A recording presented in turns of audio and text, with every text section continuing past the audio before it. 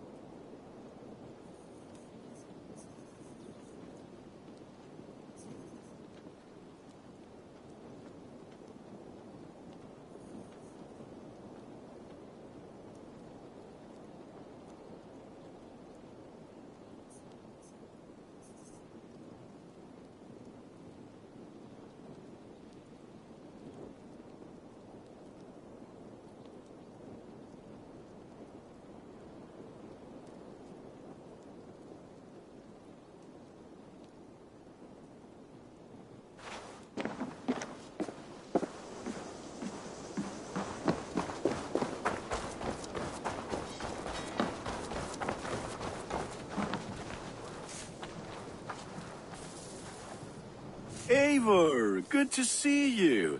I am, did you want something, or? I was wondering. What's wrong? Bridget and I were thinking, with everything calming down the way it has, maybe you could find a spare moment and... You want to be married? Yes, to each other. Yes, I imagined. Gunnar, to see you so happy has been a pleasure, and to marry you would be an honor. Shall I put out a call to any friends abroad? I'll be honest, Eivor. I came here with a lot of you, because nothing and no one kept me back there. The Raven clan is all the family I need, and Bridget too. From all she said, she's better off here than with those she calls kin. Just a couple of foundlings we are. Then let's not bother with tradition. If you have your bride and your blade, we will see you wed. As Jarl, I do it gladly.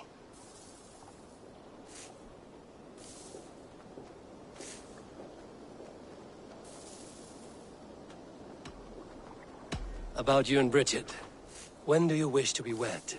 The sooner I can make her my wife, the happier I will be. But we are fine to wait until everything has settled here.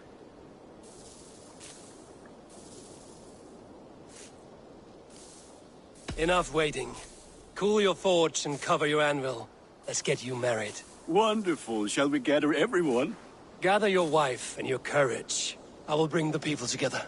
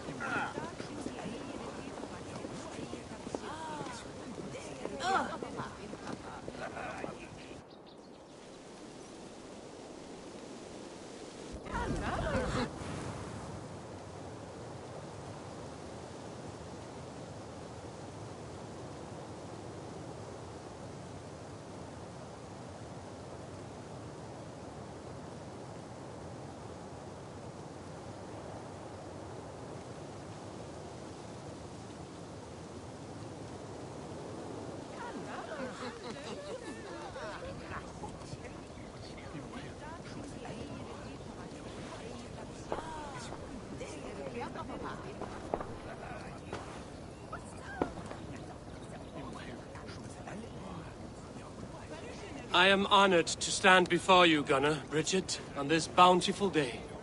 To celebrate the strength of your bond and to see you wed. I am in witness of a love that inspires and empowers. I invite you now to speak your vows. To you, my darling Bridget, I offer this blade, forged in flames that burn as brightly as my heart does for you. A blade as sharp as your wit, as glinting as your beauty. May it sing through the air as sweetly as your voice meets my ears. Dio, syd fi di'r caru ti gynnar.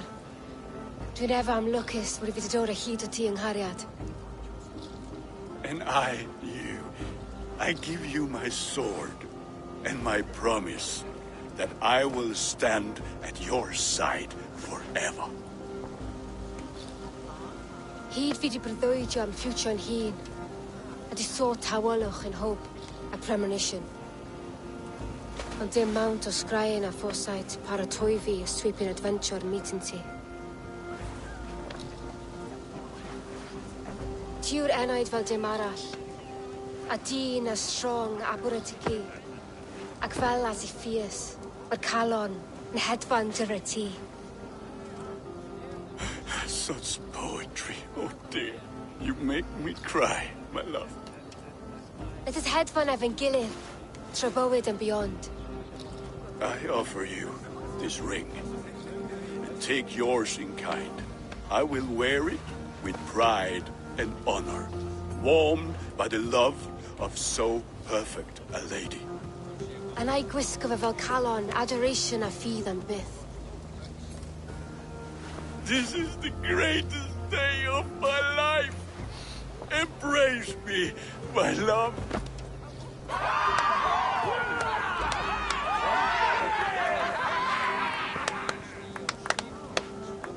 With our couple now bonded in matrimony, now we drink.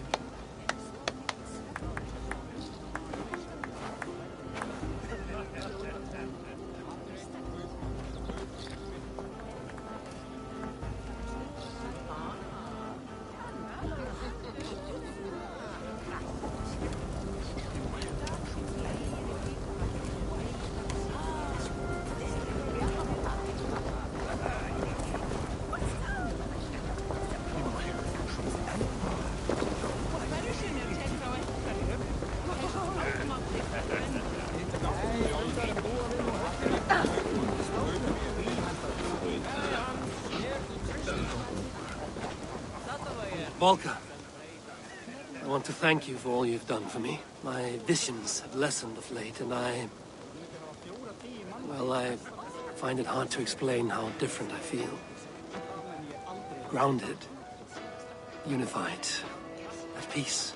That is good to hear, Eivor. Very good to hear. Always us out of this difference.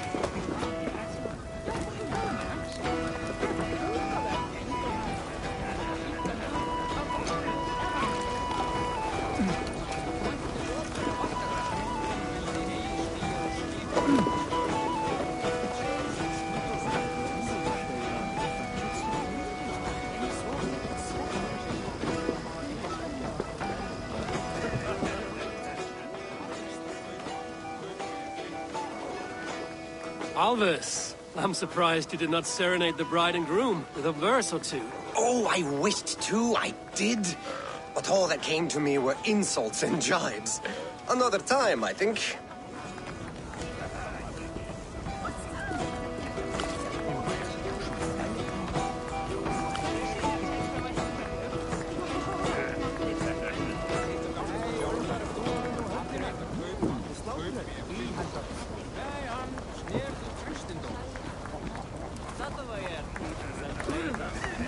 You've been among us for quite some time, Redda. Are you ready to settle? Make a home here? For a year or two, perhaps. But I am not the settling kind. I am a wanderer, always searching, never finding. Maybe one day.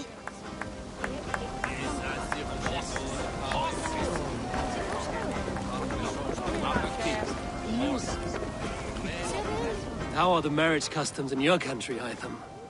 Something like this? Like this in all the most important ways. There are smiles, cheers, and warm embraces. All that is needed, I think. Gunnar, you old trout. You're a married man. Never thought I would see the day. Nor did I. And not for lack of trying.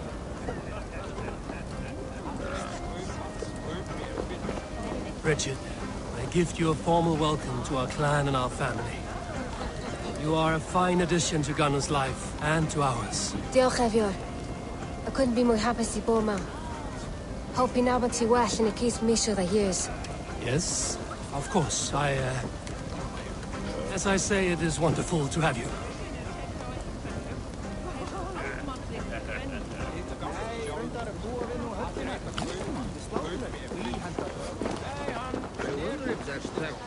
Will wear the hair shirt again.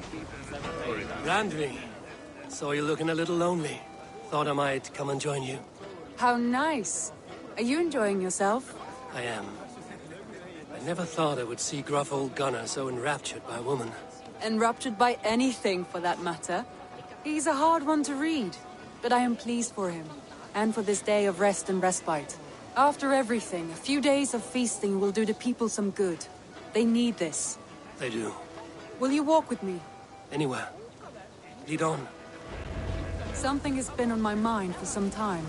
I am no seer, but I foresaw this day long ago. Not Gunnar's marriage, but our situation. Our success. How do you mean our success? I mean to say that I saw our settlement flourishing, through our victories in war and in diplomacy. And from the day we set out from Norway, I knew that you would make a fitter leader than Sigurd. It was never in his character to lead. It was always within yours. I see. Do you? You might have warned me. You would not have listened. Fair. I do hope you see it now, in all that you have done for us. Randvi, you and the people here have done more for me than I could ever repay. I am honored by your faith in me, and your confidence. As I am honored by your friendship. And I by yours. How do you feel? Settled at last. At home in my skin.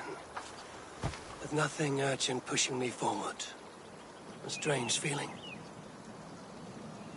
Part of me wishes that Sigurd were here. If only to see how far we have taken his original dream. Do not trouble yourself with Sigurd's absence. He is where he wishes to be, searching for a newer purpose. I have made peace with that. And though I miss him, I feel great joy knowing that he's alive and well, somewhere in the world. And what about you? Have you found what you seek? My place is here, in this settlement, by your side.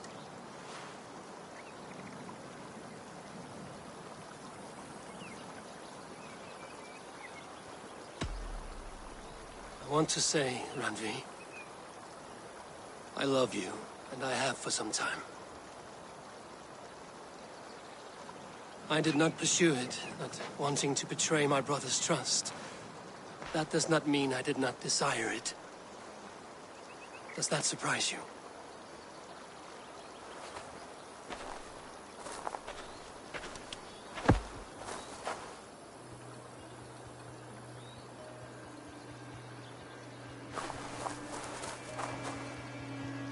Gods, I worried you saw me as a woman starved for the affection of her husband. That it was loneliness driving me. But it was you, Eivor. Only you. Everything you are, everything you will become. Randvi, without you I would have lost my way 1,000 times. We can speak more on this soon. We will. After the feast, when things have settled. Good. Yes. I would like that.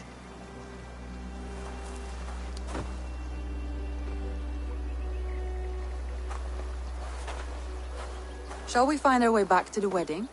Bridget might give another speech. We must not miss that. About that, I have not understood a single word of hers since Gloucestershire. Really? I find she speaks beautifully. With poetry, even. Are you kidding? Am I? Come, we should go.